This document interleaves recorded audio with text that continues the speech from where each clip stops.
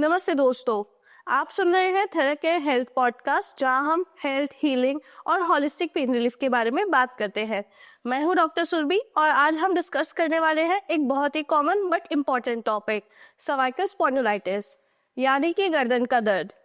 Simple pain नहीं, spinal degeneration का signal हो सकता है। और इस टॉपिक को डिस्कस करने के लिए हमारे साथ है डॉक्टर अनूप जैन, जो कि एक कायरोप्रैक्टर भी है और स्पाइन स्पेशलिस्ट भी है। Welcome to the show sir. Thank you very much.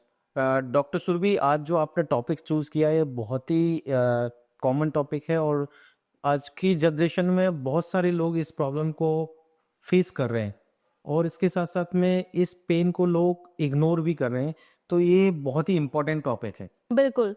तो सर, मेरा सबसे पहला सवाल कि सर्वाइकल स्पॉन्डिलाइटिस होता क्या है और क्या ये सिर्फ बुढ़ापे की बीमारी है? सर्वाइकल स्पॉन्डिलाइटिस एक डिजेनरेटिव डिसीज है जो कि दो वर्टिब्रा के बोन के बीच में रबनेस की वजह से होती है। इसको हम डिजनरेशन बोलते हैं, उसकी वजह से ये प्रॉब्लम होती है। बट अब ये सिर्फ ओल्ड एज पेशेंट को नहीं देखने को मिलती, इवन दो 25 से 30 एज ग्रुप में बहुत कॉमनली देखने को मिलती है। इसका सबसे बड़ा रीज़न है प्रोलॉन्ग सिटिंग, डेस्क जॉब की वजह से, पुअर पोस्चर की वजह से और अपने नेक के प्रॉपर एक्सरसाइज ना करने की वजह से कॉमनली देखने को मिलती है कंडीशन। और ये कभी कभी पेन इस तरह का होता है कि ये पूरा नेक से होती हुए पूरे आर्म्स तक रेडिएट करने लगता है, नर्व को इरिटेट करता है और इवन दो पेशेंट को सोना भी बहुत डिफिकल्ट हो जाता है इस तरह की कंडीशन। तो सर, क्या ये सिर्फ गर्दन का दर्द है या फिर डीपर इशू हो सकता है? बिल्कुल, इसमें सिर्फ गर्दन में दर्द नहीं होता है, नेक की स्टिफनेस, मूवमेंट डिफिकल्ट हो जाता है, पेन कभी कभी आर्म्स तक आने लगता है, हाथों में सुनपन होने लगता है, कंधे में दर्द होता है। इस तरह की प्रॉब्लम कॉमनली आप सर्वाइकल स्पॉन्डिलाइटिस के पेशेंट में देख सकते हो। बहुत लोग ये सोचते हैं कि इसका ट्रीटमेंट सिर्फ सर्जरी है। क्या ये सच है?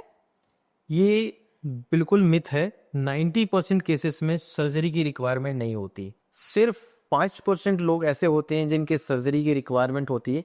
इसमें स्पाइनल अलाइनमेंट से नेक की जो मसल्स होती हैं, सर्वाइकल मसल्स, उनको स्ट्रॉन्ग करके पोस्चर को मेंटेन करने के बाद में इन प्रॉब्लम्स को पूरी तरह से ठीक किया जा सकता है। क्या आप बता सकते हैं कि कौन कौन से सिम्टम्स आने पे डॉक्टर के पास जाना चाहिए पेशेंट को? बिल्कुल, इस केस में जैसे ही 1 वीक से ज़्यादा गर्दन का दर्द होता है और उसके बाद में भी अगर वो पेन ठीक नहीं हो रहा है, नर्व्स आपका इरिटेट कर रही है, पेन आपके पूरा नेक से लेके आर्म्स तक रेडिएट करना शुरू हो रहा है, इस केस में आपको डेफिनेटली डॉक्टर के पास जाना चाहिए, दिखाना चाहिए और इससे जल्दी से जल्दी कंसल्ट करके इसका ट्रीटमेंट शुरू करना चाहिए।